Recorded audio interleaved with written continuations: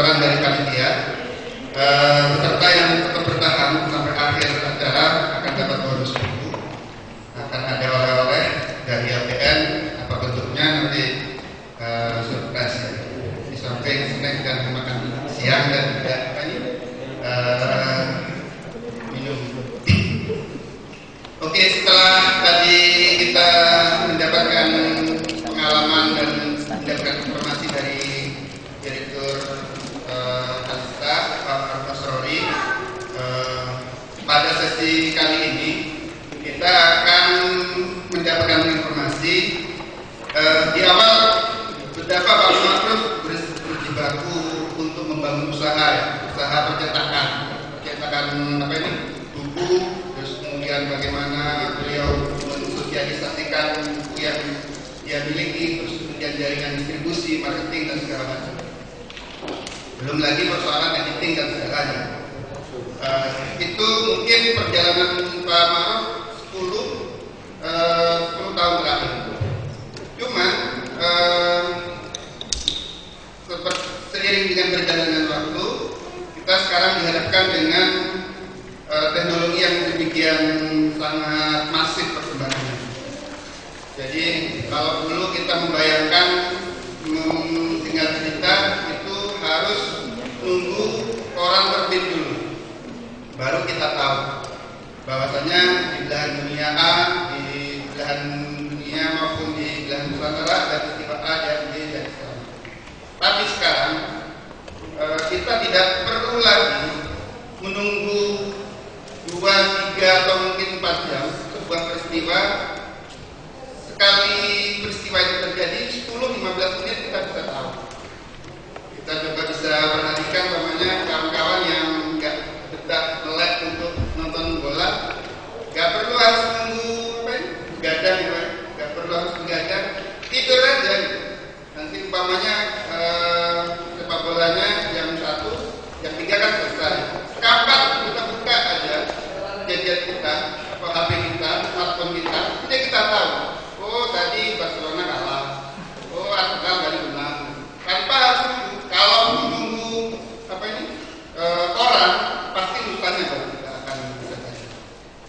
Nah, kita ternyata di dunia perbukuan tidak akan mengalami yang sama.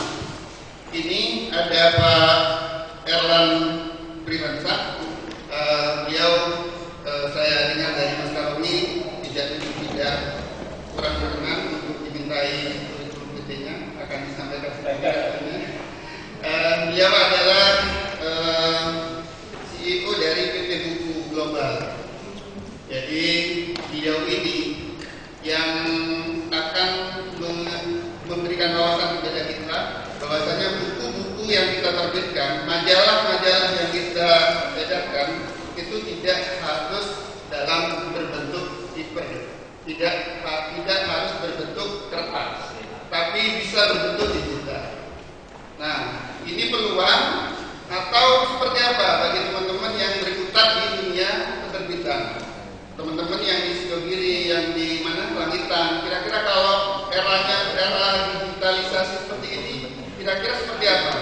Nah, Pak Erlan ini akan berbagi informasi kepada kita sehingga kita tidak was-was ya, minimal keluar dari tempat ini tidak was-was, malah punya formula baru kerjasama dengan Pak Erlan untuk mendistribusikan karya-karya kita, majalah kita, media kita dalam bentuk digital.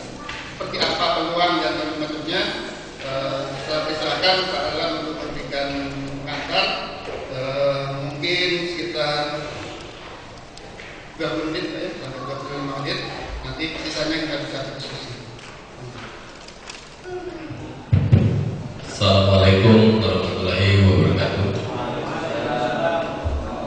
Ini hari ini bukan sebuah presentasi atau bakal saya cuma pengen sharing. Jadi tadi saya tidak berkenan, tidak mau orang tahu CV saya, cuman malu karena saya bukan apa-apa. Jadi saya hanya, saya tidak tahu Mas Robi kemarin saya bilang saya ini apa namanya pengusaha kecil. Pengusaha kecil itu adalah pengusaha kewajiban. Jual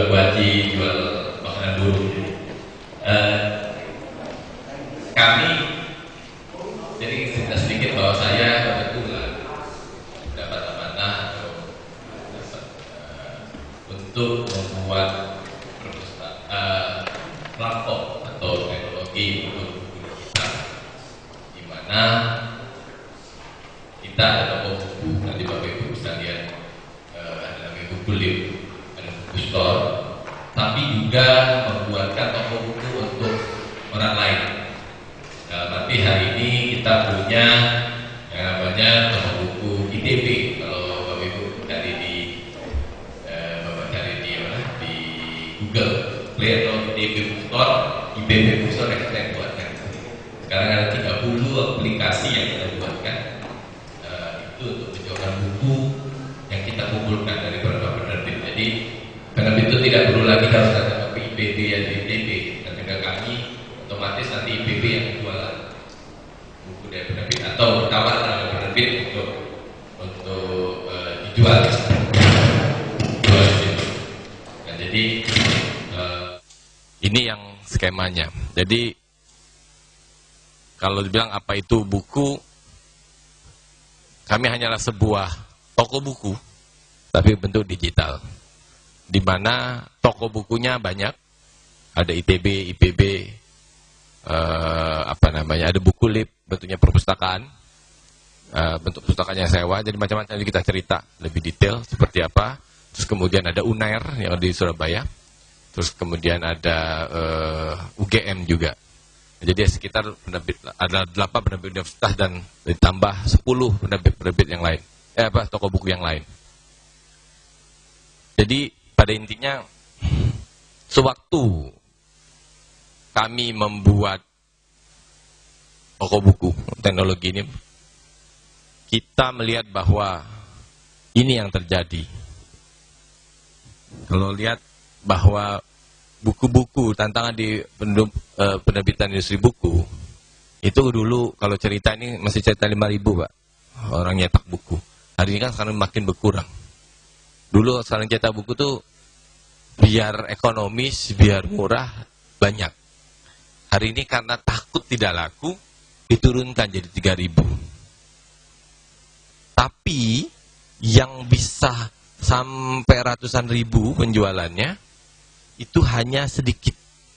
Jadi di front list itu yang baru-baru. Tapi ceritanya bahwa buku kita itu kan tidak semuanya front list. Tidak semuanya buku-buku baru atau buku-buku bestseller.